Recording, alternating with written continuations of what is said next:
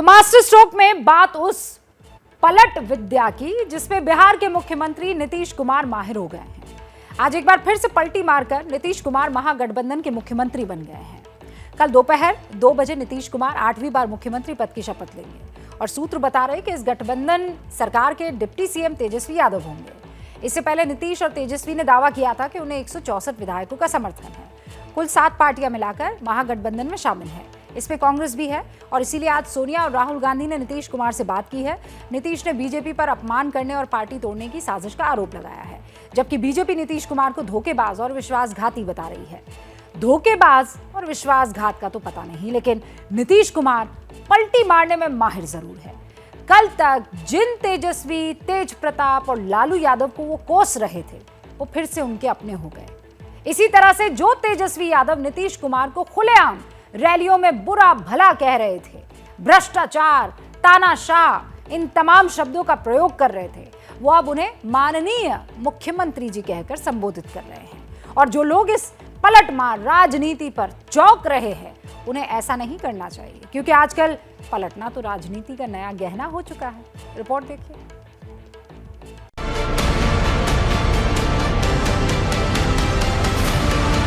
जान लीजिए, इस तरह के लोग किसी को अपना नहीं मानते हैं। इनको सिर्फ और सिर्फ अपने परिवार के बारे में सोच है। पति, पत्नी, बेटा, बेटी, इसके अलावा और कोई सोच नहीं है।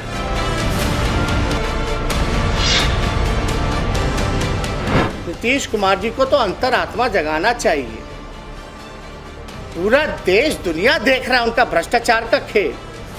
तनक सा भी जो है नैतिकता और अंतरात्मा जो है वो नहीं जग रही, ये अद्भुत है। चिंता है, 8-8, 9-9 बच्चा बच्ची पैदा करता रहता है। क्या मालूम है किसी को? बेटी पर भरोसा ही नहीं। कई बेटियां हो गई तब बेटा हुआ। और आप सोच लीजिए कैसा बिहार बनाना चाहते हैं।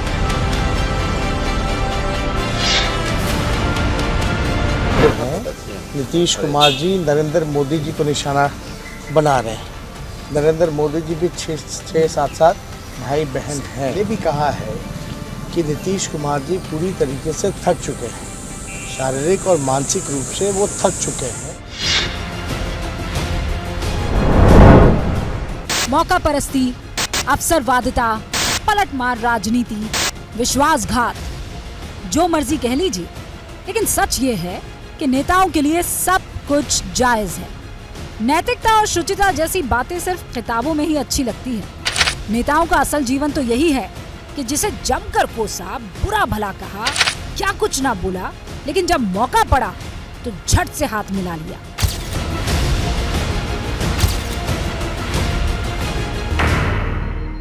सब लोगों की राय थी कि भाई आप अलग हटिए।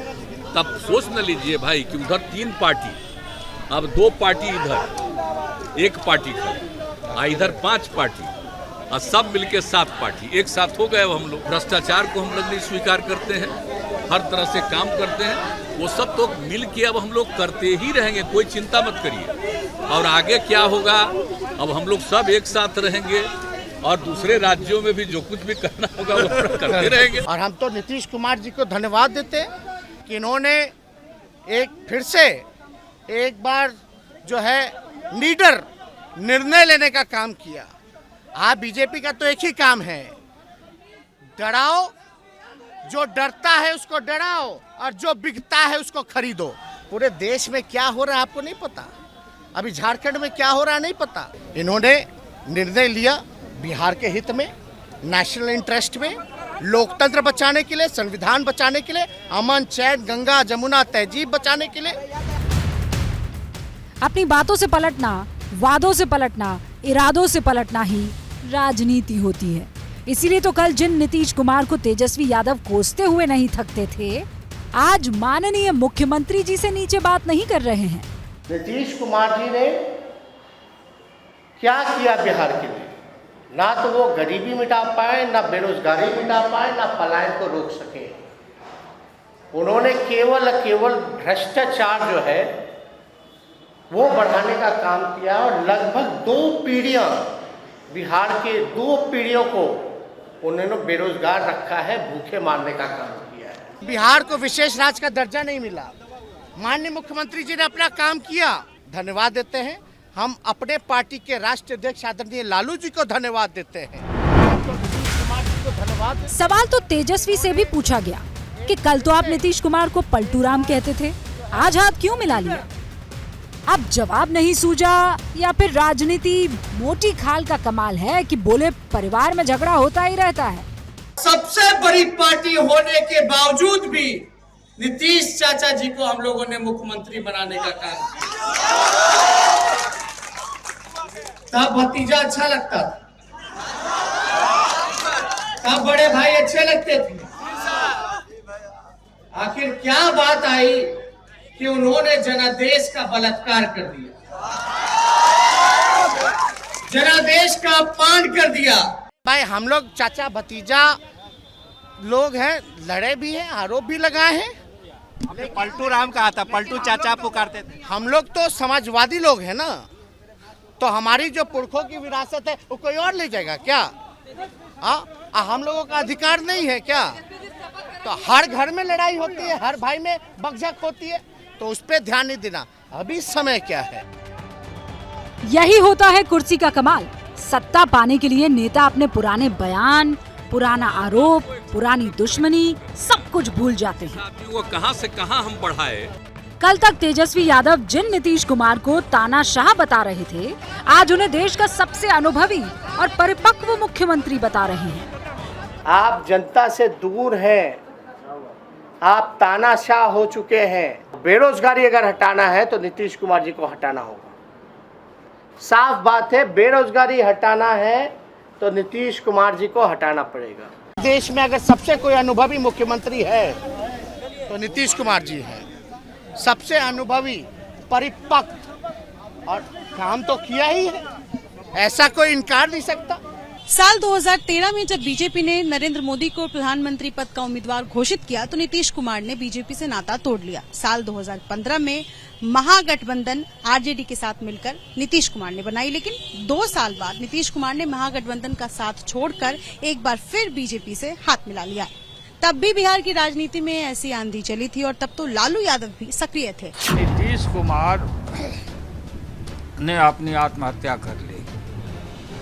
ये चले गए भाजपा के गोद में, भाजपा के गोद में, नरेंद्र मोदी के गोद में जा कर के ये बैठ गए। एक तिल भी ये बिना सत्ता के नहीं रह सकते। सेकुलरिज्म का पाठ इस देश में कोई नेता नहीं पढ़ा सकता है।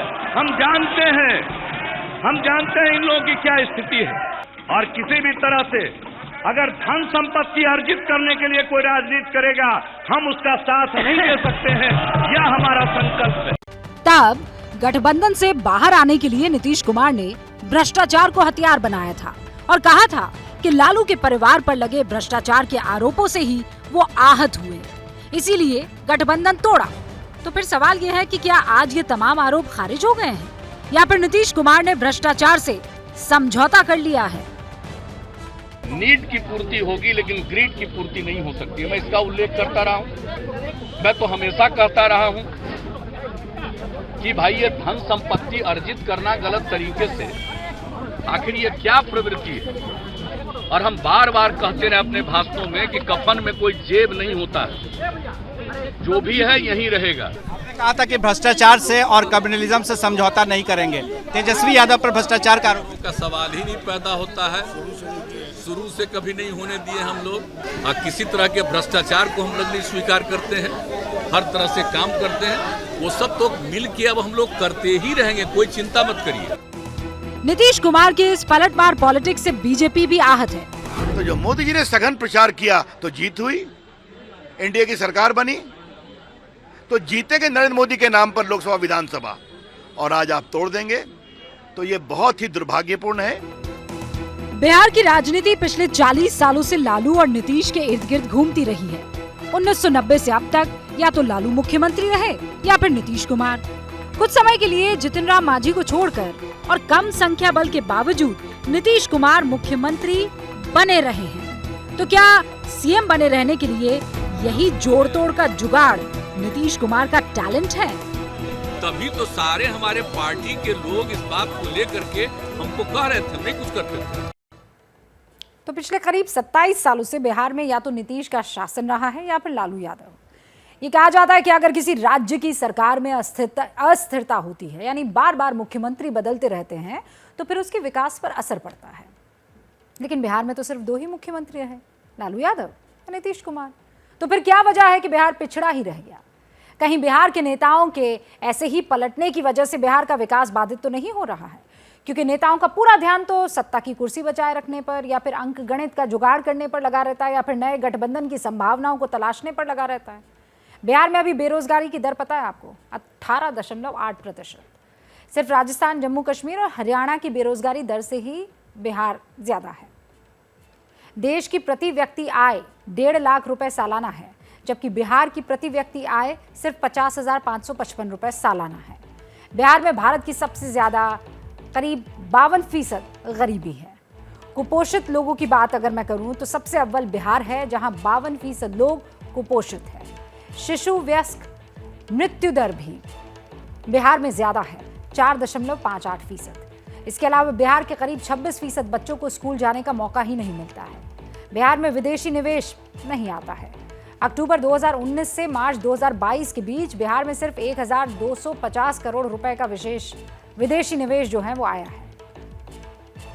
तो इस्तीफा हो गया, नई सरकार के गठन की तैयारी पूरी हो गई। लेकिन असली बात ये नहीं है कि नीतीश कुमार ही मुख्यमंत्री रहने वाले हैं, बल्कि असली बात यह है कि नाता तोड़ने और नाता जोड़ने की इस कहानी के पीछे नीतीश कुमार की अति महत्वाकांक्षा है। याद कीजिए 2010, 11, 12 नीतीश कुमार को पीएम मटेरियल कहकर ब्रांडिंग की जा रही थी। लेकिन 2013 आते आते पूरा माहौल बदल गया। मोदी नाम के आंधी में बड़े बड़े पीएम मटेरियल गुम हो गए थे। नीतीश कुमार भी उन्हीं में से एक थे। वो कसक जो है नीतीश कुमार के मन में हमेशा से रही है। अब 2024 में इस कसक को वो निकालना चाहते हैं। 2024 तक देश मोदी के शासनकाल के 10 साल देख चुका होगा, और उसी वक्त नीतीश कुमार मोदी के सामने मैदान में कूदने की तैयारी कर रहे हैं। लेकिन क्या मोदी के खिलाफ विपक्ष का समर्थन हासिल करना नीतीश कुमार के लिए उतना ही आसान होने वाला है जितनी आसानी से बिहार में सब सेट कर लिए गए हैं? इसी पर ये रिपोर्ट आधारित है। लालू यादव के कहानामा माने के परी, ना तो मिटी जाई संविधानामा माने के परी।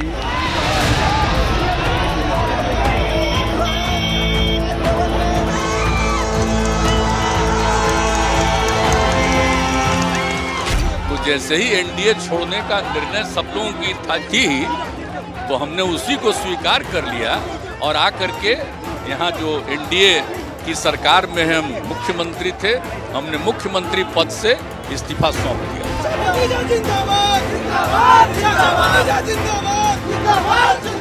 नीतीश कुमार ने एनडीए छोड़ा है और खूब समझबूझकर छोड़ा है। गठबंधन के पुराने साथियों से रास्ते अलग करने के पीछे नीतीश कुमार के आगे की सोच है। इस सोच की झलक तभी मिल गई जब नीतीश कुमार ने मुख्यमंत्री पद से इस्तीफा और एनडीए छोड़ने का ऐलान किया। नीतीश कुमार ने इस्तीफा तो बिहार के सीएम पद से दिया, लेकिन जेडीयू नेता उपेंद्र कुशवाहा ने ट्विटर पर लिखा कि आगे बढ़िए, देश आपका इंतजार कर रहा है।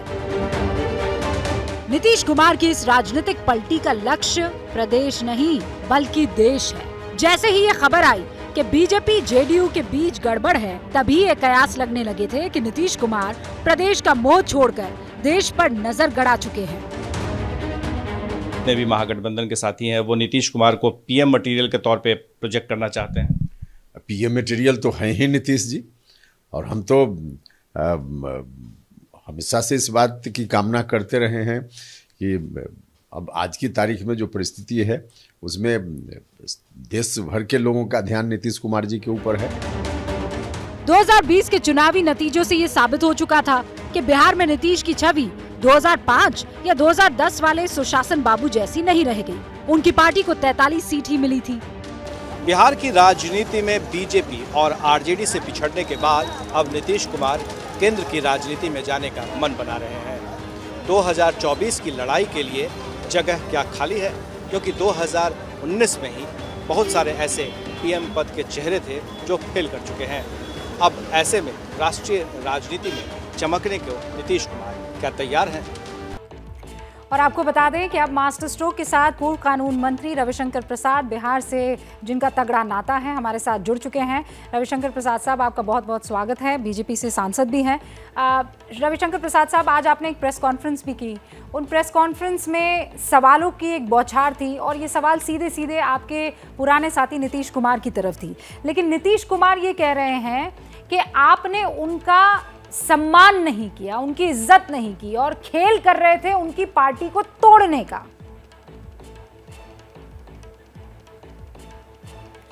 देखिए, इस बात पहली बात मैं सम्मान पे आता हूं। अभी आपके रिपोर्ट में दिखाया गया कि उनको 46,000 सीटें आई थी 20 में।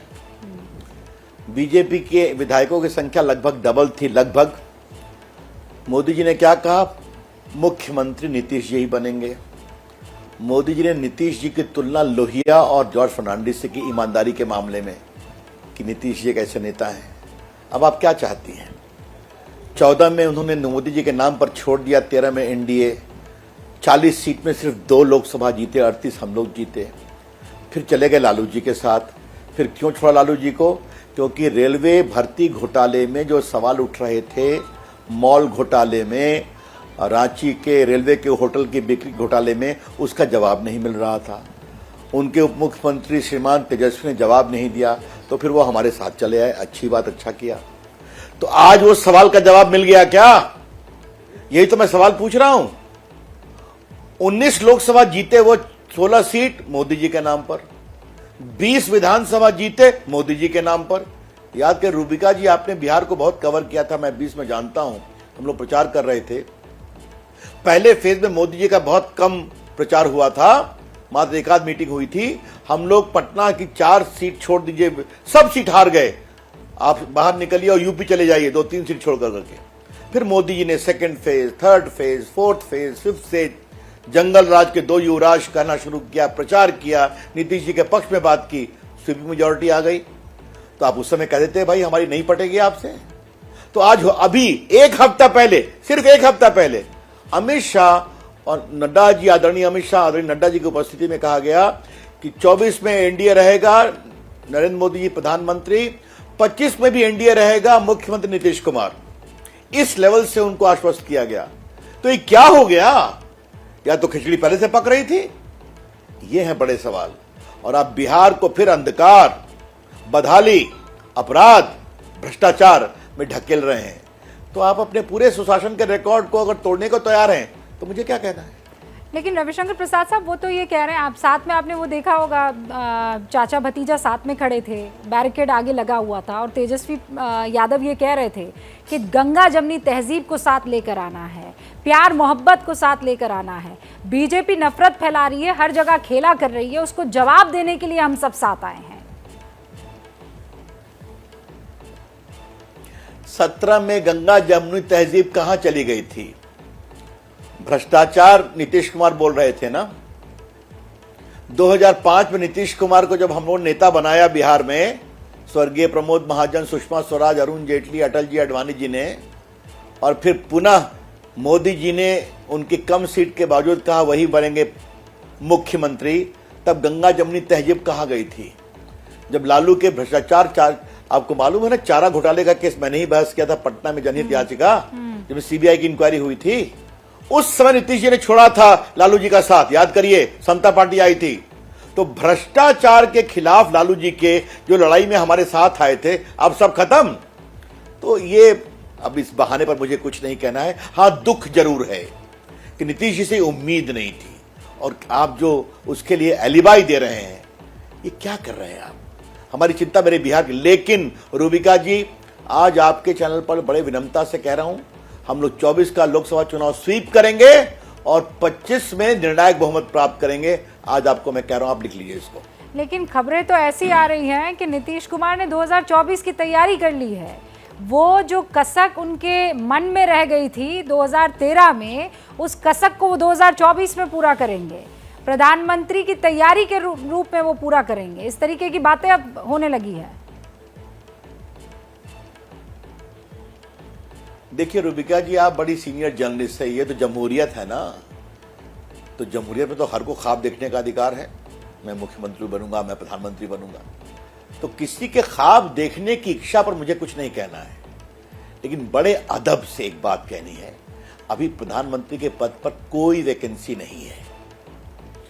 नरेंद्र मोदी जी बहुत योग्य प्रधानमंत्री हैं, देश का मान सम्मान विकास कर रहे हैं। वो 24 में भी जीतेंगे और 29 में भी जीतेंगे, लेकिन हां, दिन में सपने देखने पर कोई बंदिश नहीं है। विपक्ष तो बहुत गदगद है रविशंकर प्रसाद जी, पूरा विपक्ष बिहार में मुझे लगता है सबसे बड़ा गठबंधन है आज की तारीख में। लेफ्ट पार्टी साथ है, कांग्रेस साथ है, हम साथ में आ गई है, जितिन राम मांझी की आपने देखा, नीतीश कुमार और आरजेडी भी अब साथ आ गए हैं और ये कह रहे हैं कि यहां से अब बदलाव की वो जो लहर है वो शुरू होगी। मैं फिर कह रहा हूं भाई, हर को अपने दावे करने का अधिकार है। अभी देखिए तो बदलाव की लहर कितने दिन चलती है, मंत्री पद विभाग के बंटवारों में ये धारा कहां मुड़ती है, कहां पर ये धारा सूखने लगती है। ममता जी के प्रधानमंत्री के पद के एम्बिशन की संभावनाओं पर अगर कमजोरी करने की कोशिश की जाएगी तो उस एकता में क्या दरार पड़ती है। केसी राव साहब हैदराबाद से स्वयं बैठे हुए हैं और बाकी तो दिल्ली में permanent waiting prime minister in waiting Rahul Gandhi बैठे ही हुए हैं। तो आप देखते जाइए ना, राजनीति में देखते जाइए, आप तो खूब देखती हैं और आप उनके अनुसार टिप्पणी भी करती हैं। लेकिन फिर मैं कहूंगा, नीतीश कुमार जी, कुछ राजनीतिक मर्यादा, कुछ राजनीतिक स्थायित्व होता है कि नहीं होता है। आज गंगा जमनी तहजीब की बात कर रहे हैं, आप हमारे साथ तब आए थे जब राम जन्मभूमि का आंदोलन पीक पर था ना 95 में। क्यों आए थे आप? क्योंकि आपको बिहार के विकास और भ्रष्टाचार की चिंता थी। अटल जी ने आपको रेल मंत्री बनाया, कृषि मंत्री बनाया। 2005 में आपकी पार्टी जदयू के विरोध के बावजूद बीजेपी ने कहा आप मुख्यमंत्री बनेंगे। 2005 में बने, 2010 में बने, आप लड़ गए नरेंद्र मोदी से। अब हिमालय के सामने आप खड़े हो गए। तो 14 में क्या हुआ पता है? लेकिन हिमालय नरेंद्र मोदी जी ने बड़ा हृदय दिखाया, कहा नीतीश कुमार एक अच्छे नेता हैं, सोशलिस्ट हैं, इनके साथ चलो, आ जाओ। बाकी तो मैं बात बता चुका हूं। तो ये पीड़ा होती है हमारे प्रदेश को, अपराध, बदहाली और विकासहीनता में ठेला जाएगा तो हम तो संघर्ष करेंगे। लेकिन क्या फर्क पड़ता है? लेकिन नीतीश कुमार और उनके जितने भी समर्थक हैं, उनके तमाम नेता हैं, वो ये कह रहे हैं कि आप लोग किसी भी पार्टी को पुख्ता तौर पर नहीं देख पाते हैं। आपने महाराष्ट्र में किया, ये आरोप आप पर लगाते हैं। आप यही चीज गोवा में कर चुके हैं, यही चीज बाकी राज्यों में कर चुके हैं और ऐसा ही कुछ करने वाले थे महाराष्ट्र के बाद, ऐसा ही कुछ करने वाले थे बिहार में। उससे पहले आपके खेल को फेल कर दिया। अच्छा, आपने सवाल के मुझे इसका जवाब देने दीजिए। ये तुलना नहीं हो सकती है। शिंदे साहब खुद ही परेशान थे उद्धव के नेतृत्व से। इन्होंने हिंदुत्व की धारा को तोड़कर चले गए थे स्वार्थी गठबंधन में, तो वो उससे अनकंफर्टेबल थे क्योंकि वोट मिले थे बीजेपी और शिवसेना के अलायंस के कारण। जैसे यहाँ वोट मिले हैं बीजेपी जदयू के अलायंस के कारण और मोदी जी की लीडरशिप के कारण। ये सवाल थे ना, तो कोई मतलब नहीं इसकी तुलना का। और अगर नीतीश जी को इतनी परेशानी थी तो 20 में क्यों स्वीकार किया मुख्यमंत्री का पद? 2 साल पहले कह देते, 2.5 साल पहले, कि भाई मैं हार गया, मेरी अगुवाई में जदयू को सीटें कम मिली, मैं नमस्ते करता हूं। तब तो आपने पद फट से ले लिया। तो ये 2.5 साल बाद आपका जो ज्ञान आ रहा है, इसके पीछे की कहानी क्या है? अब अगर आरसीपी की बात लोग कहते हैं तो मुझे ये बताइए, आरसीपी मंत्री बने 7 जुलाई 2021 को। 1 साल क्यों रहने दिया उनको? अगर आपको नहीं लगता था कि आपकी बात सही, उनकी बात सही है, तो उनको कहते इस्तीफा दो, बाहर आओ, नहीं तो मैं तुमको एक्सपेल करता हूं। तो अपने वो राष्ट्रीय अध्यक्ष थे तो अपने राष्ट्रीय कार्यकारिणी में उनके केंद्रीय मंत्री बनने का अभिनंदन कर दिया। देखिए, पॉलिटिक्स में एक मर्यादा बहुत बड़ी चीज होती है रूबिका जी, और आप लोग की कृपा से देश जागरूक हो गया है। ये पब्लिक सब जानती और समझती है और बिहार की जनता बहुत गुस्से में है। मैं देख रहा हूं, मैं पटना में हूं, बहुत गुस्से में है और इसका रिजल्ट आएगा। नहीं, आज हमने एक त्वरित सर्वे भी किया है रविशंकर प्रसाद साहब, और उसमें 56% लोग इस बात से नाराज हैं ये क्लैरिटी साफ तौर पर आज जो हमने एक सर्वे किया है 6 बजे दिखाया तो उसमें दिख रहा है।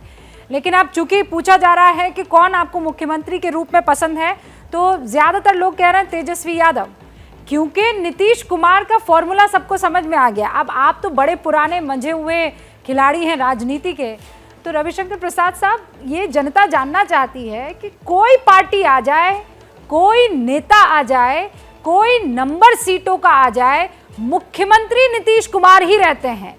ये फॉर्मूला हर पार्टी को नहीं सीख लेना चाहिए।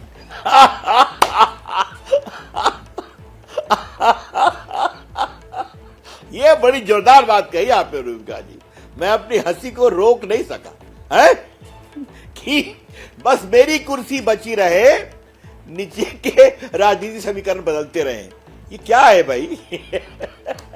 चलिए, आपके प्रश्न ही बिहार प्रदेश और देश की बहुत सारी जनता की शंकाओं का उत्तर दे दिया है, और ये विषय बिहार में बड़ा बनेगा, चिंता मत करिए, बनेगा बड़ा। बहुत बहुत शुक्रिया रविशंकर प्रसाद साहब हमसे बातचीत करने के लिए। तो रविशंकर प्रसाद यहाँ पर तमाम उन हमलों के साथ नीतीश कुमार को कटघरे में खड़ा करते हुए और सवाल दागते हुए ये कहते हुए कि नीतीश बाबू, तब क्या हुआ था 2017 में, तब क्या हुआ था जब आप हमारे साथ चुनाव जीते थे, तब गंगा जमनी तहजीब कहाँ चली गई थी, तब वो तमाम परेशानियां जो आज जिसका आप जिक्र कर रहे हैं वो कहाँ चली गई थी।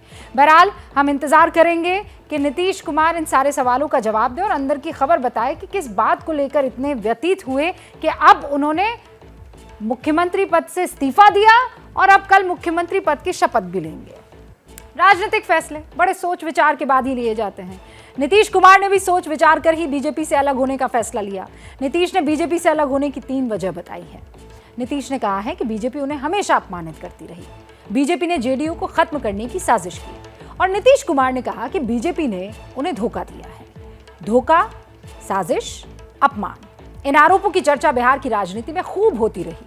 जब नीतीश कुमार बीजेपी के साथ सत्ता में साझेदारी करते हुए आए, तभी से उनके असंतुष्ट रहने की खबरें आने लगी। नीतीश कुमार की तकरार मोदी मंत्रिमंडल में हिस्सेदारी पर हुई, बिहार की राजनीतिक घटनाओं पर हुई, नीतीश के अपमान और साजिश वाले दावे की समीक्षा पर हमने इसीलिए आपके समझ के लिए एक रिपोर्ट तैयार की है, उसे देखिए आप। अब नीतीश कुमार और तेजस्वी यादव साथ साथ बिहार की राजनीति का नया अध्याय लिखने की तैयारी में हैं। ये दोनों नेता ईद के दिन मिले थे तो मन के मैल धुल गए होंगे। अब मुहर्रम के दिन प्रदेश ही नहीं, देश की राजनीति का माहौल ही बदल दिया है। एनडीए का सरकार से परेशान था जनता, और नीतीश बाबू बहुत दिन से सोच रहे थे कि कब निकले, और निकलने का मौका मिला, अब निकल गए। एक तो बात बता दे, बिहार को महाराष्ट्र होने से बचा लिए मुख्यमंत्री जी नीतीश कुमार जी। भारत के सभी युवाओं यह कहना चाहते हैं कि बीजेपी ने जो युवा रोजगार पर चोट किया है, इसका जवाब तेजस्वी जी और माननीय मुख्यमंत्री नीतीश कुमार जी ने देने का काम किया है।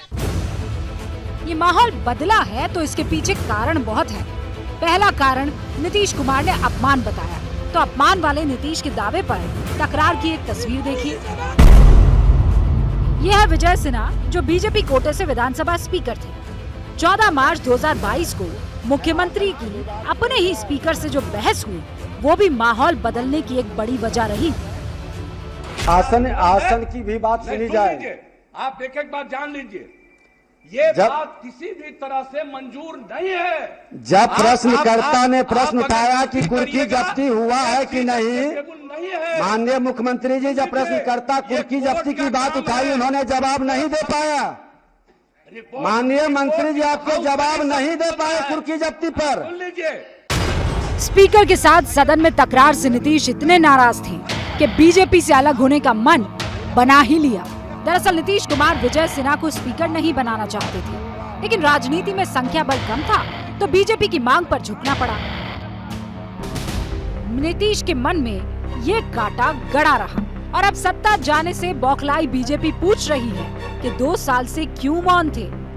अगर उनको बीजेपी परेशान कर रही थी तो 2 साल रुके क्यों हुए थे भाई? 20 में ही नहीं आप सरकार बनाते, नमस्ते कर देते। तो सत्ता का सुख लेंगे, मोदी जी के नाम पर जीत का आनंद लेंगे, और आज छोड़कर चले जाएंगे। मान अपमान की कहानी आपने देखी। अब समझिए कि जेडीयू को तोड़ने का दावा नीतीश कर क्यों रहे हैं। आरसीपी सिंह को बिहार में नीतीश कुमार का सच्चा सेवक कहा जाता था, लेकिन ये विश्वास पात्र आरसीपी सिंह ही नीतीश कुमार को दगा दे गए। नीतीश कुमार केंद्रीय मंत्रिमंडल में सीटों के हिसाब से हिस्सेदारी मांग रहे थे। मोदी सरकार नीतीश को मात्र 1 सीट देने पर राजी हुई। बातचीत की जिम्मेदारी नीतीश ने आरसीपी को सौंप दी। आरसीपी सिंह नीतीश की मर्जी के खिलाफ 1 सीट पर राजी हो गए और खुद मंत्री बन भी गए। ये नीतीश के विश्वास पात्र की ओर से पहला झटका था। नीतीश ये मानने लगे कि जेडीयू तोड़ने के लिए बीजेपी आरसीपी का इस्तेमाल कर सकती है। जब से महाराष्ट्र में शिवसेना पर शिंदे सेना हावी हुई, तब से नीतीश कुमार की आशंकाओं को आधार भी मिल गया। अच्छा हुआ वो इस समय गठबंधन में फिर सब लोग इकट्ठे हो गए। नहीं आज नहीं कल वो जो कह रहे थे वो तो होना था, पार्टी तोड़ देते कोई, क्योंकि आरसीपी सिंह जो है वो इस काम के लिए इंस्ट्रूमेंट है। नीतीश ने समझदारी ये बरती कि आरसीपी सिंह को दोबारा राज्यसभा नहीं भेजा। इससे मंत्री पद भी गया और साथ ही पार्टी से बाहर भी निकाल दिया गया। इस दाव से नीतीश कुमार ने पार्टी को बचा भी लिया और भविष्य में अपनी सियासत के चमकने की उम्मीद भी मजबूत कर दी। बीते 2 साल में कई छोटी छोटी घटनाओं की वजह से नीतीश और बीजेपी के बीच दूरियां तो बढ़ने लगी थी। बीजेपी के साथ गठबंधन में नीतीश कुमार को अपनी राजनीतिक प्रतिष्ठा के गिर जाने का खतरा भी लगने लगा था। 12 जुलाई को विधानसभा भवन के शताब्दी वर्ष समारोह के समापन समारोह में पीएम नरेंद्र मोदी आए थे। बिहार सरकार के खर्चे पर किए गए इस कार्यक्रम में नीतीश कुमार की फोटो कहीं नहीं लगाई गई। नीतीश कुमार को ये बात खटकी। बीजेपी नेता उन्हें तीसरे दर्जे की पार्टी कहते रहे, यानी ये एहसान जताया जाता है कि वो बीजेपी के रहमो करम पर सीएम बने हैं। नाराज नीतीश कुमार पूर्व राष्ट्रपति रामनाथ कोविंद के विदाई समारोह में इसलिए नहीं गए। राष्ट्रपति द्रौपदी मुर्मू के शपथ ग्रहण से भी नीतीश कुमार ने दूरी बनाए रखी। केंद्र की सीएए और एनआरसी जैसी योजनाओं पर नीतीश कुमार ने कोई स्टैंड नहीं लिया। उस स्टैंड लेने में उनको परेशानी महसूस हो रही थी पार्टी को। जनसंख्या नियंत्रण कानून जैसे मुद्दे पर नीतीश केंद्र का विरोध नहीं कर पा रहे थे। अग्निवीर योजना में बिहार सबसे ज्यादा सुलगा, लेकिन नीतीश अपना स्टैंड क्लियर ही नहीं कर पाए थे। बीजेपी नेतृत्व के साथ धीरे धीरे इसी मनमुटाव के बाद नीतीश कुमार ने दूरियां बढ़ानी शुरू कर दी थी और अब उन्होंने अलग होने का फैसला तक ले लिया।